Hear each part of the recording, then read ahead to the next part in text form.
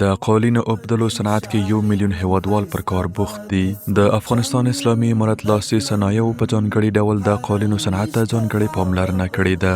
د تیرو 4 کلونو پر مهال دغه صنعت د پخوا په پرتله ډیره وده کړې چې بهر هیوادونو ته په صادراتو کې د پام وړ زیاتوالی راغلی دی.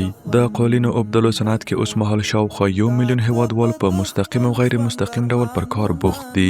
هغوی خوشاله دي چې د ژوند اړتیاوې یې په کور دننه په ښه ډول پوره کیږي. د قالینو اوبدلو لپاره ټول خام مواد لکه رنګ، تار، بسته بندي او نور په هیواد کې دننه موندل کیږي. د دې قالینو یوه برخه په هیواد کې دننه پلورل کیږي، خو ډیره یې بیا بهرنیو هیوادونو ته لیږل کیږي. د رسمي ارقامو له مخې په 1449 قمري کال کې څه باندې 980 زره متر مربع قالین بهرنیو هیوادونو لکه روسیې، امریکا، استرالیا، اروپا، کاناډا، ترکیه او د دې ترڅنګ یو شمېر عربي او افریقایي هیوادونو ته صادرې شوي دي. په تیر کال کې د صادره شوو قالینو ارزښت 14 میلیون ډالرو ته رسیده چې د پخوا په پرتله زیاتوالی ښیي. په دغه صنعت کې پر کاربوخت هیوادوال د اسلامي امارت له ملاتړه خوښ دي. اسلامي امارت پر بهرنیو ورته قالینو او فرشونو تعرفې لوړې کړې، په خامو موادو یې مالیې د پام وړ راکمې کړې. په کور دننه او همداراز یو شمېر بهرنیو هیوادونو لکه چین، ازبکستان، هند، ترکمنستان، بنګلادش، ایران او آذربایجان کې د افغاني قالینو د بازار موندنې په موخه نندارتونونه جوړ کړل.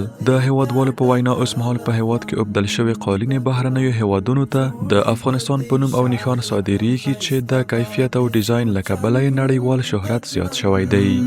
هر الویشت خاوره به دې بیا ډکه له خوند